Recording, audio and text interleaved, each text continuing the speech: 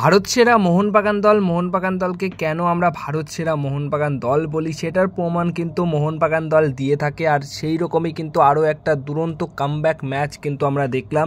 গত ম্যাচে গোয়ার বিরুদ্ধে হেরেছিল মোহনবাগান দল, সেখান থেকে আত্মবিশ্বাস কিন্তু একদমই মোটামুটি খারাপ ছিল, কিন্তু সেখান থেকে একটা জয় আমাদের দরকার ছিল এবং এই ম্যাচটা খুবই ইম্পর্টেন্ট ম্যাচ ছিল। লিগ টেবিলের 1 নম্বর স্থানটাকে যদি ধরে রাখতে হতো তাহলে অবশ্যই এই ম্যাচটা জিততে হতো।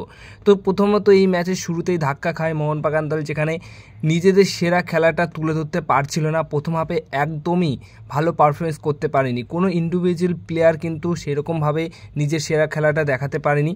প্রথম হাফে পাঞ্জাব এফসি দল দুর্দান্ত পারফরমেন্স করেছে, যেরকম প্ল্যান ছিল, যেরকম পরিকল্পনা ছিল সব কিছুতেই তারা সফল হয়েছে, যার ফলে 1-0 গোলে লিড নিয়ে তারা কিন্তু ফার্স্ট হাফ শেষ করে।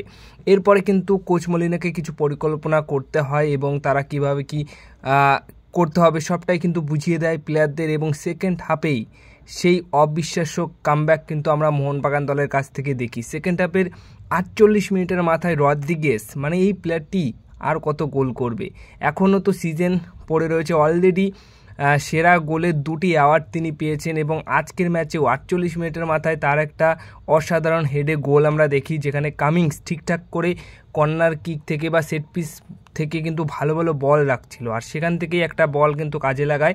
48 মিনিটের মাথায় রদ্রিগেস সুন্দর একটা হেডে গোল করে, সেই গোলে সমতায় ফেরায় মোহনবাগান দল।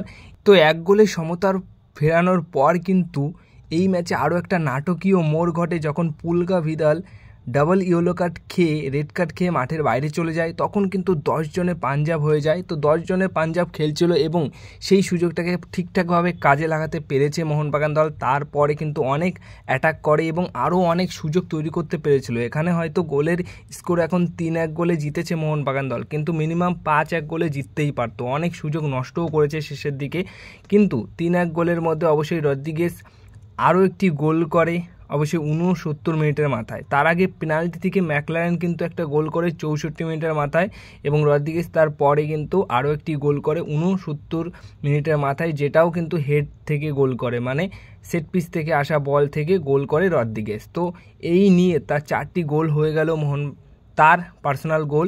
এছাড়া মোহনবাগান দল কিন্তু এই ম্যাচে পিছিয়ে থেকে 3-1 গোলে দুরন্ত কামব্যাক করে জয় পেয়ে এখন কিন্তু 13 ম্যাচ খেলে 29 পয়েন্ট নিয়ে লিগ টেবিলের 1 নম্বর স্থানেই থাকলো। তো এটা কিন্তু খুবই ইম্পর্টেন্ট ছিল এবং দরকার ছিল, যেখানে মোহনবাগান দল ঠিকঠাকভাবে ম্যাচটাকে বার করতে পেরেছে। আর ফার্স্ট হাফ যারা প্রথম থেকে দেখছিল তারা তো ফার্স্ট হাফ দেখে মোটামুটি রীতিমতো হতাশ, সবাই হতাশ হয়ে পড়েছিল, কারণ ফার্স্ট হাফের খেলা একদমই ভালো হয়নি। কোনো প্লেয়ারই কিন্তু ঠিকমতো ভালোভাবে খেলতে পারেনি। মাঝ মাঠে দিমিত্রি পেট্রাটাস আর গ্রেগ স্টুয়ার্টের যে কমতিটা সেটা কিন্তু খুব ভালোভাবেই টের পাচ্ছিল। সবাই বুঝতে পারছিলাম যে এখানে এই দুটি প্লেয়ারের মধ্যে যে কোনো একজনও যদি থাকতো তাহলে কিন্তু মোহনবাগান দলের সমস্যা হতো না। তো সেখানে মাঝমাঠে আপুয়া, থাপা কিচ্ছু ঠিকঠাকভাবে করতে পারছিল না, অনেক প্রচুর মিসপাস করেছে আজকে মোহনবাগান দল ফার্স্ট হাফে। কিন্তু সেকেন্ড হাফেই রদ্রিগেসের করা ওই গোলটাই কিন্তু সব কিছু পুরোপুরি ম্যাচটাকেই ঘুরিয়ে দিয়েছে। আর রদ্রিগেস যেভাবে গোল করছে, মোটামুটি তার একটা কিন্তু হ্যাটট্রিক চান্সও ছিল, সেখানে হ্যাটট্রিক করতেই পারতো যদি সেট পিস আরও কিছু পেত, বা সেইভাবে যদি তিনি খেলতেন তাহলে হয়তো গোল নিজে করতেই পারতেন।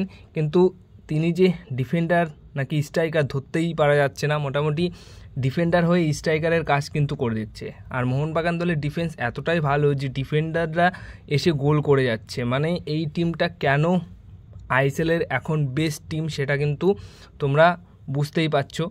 আর কেন এই টিমটাকে নিয়ে এত আলোচনা হয়, বিশেষজ্ঞরা এত ভালো ভালো কমেন্টস করে যে মোহনবাগান দল সেরা, মোহনবাগান দলের মতো দল নেই, সেটার প্রমাণ কিন্তু প্রতিটা প্লেয়ার দিয়ে থাকে।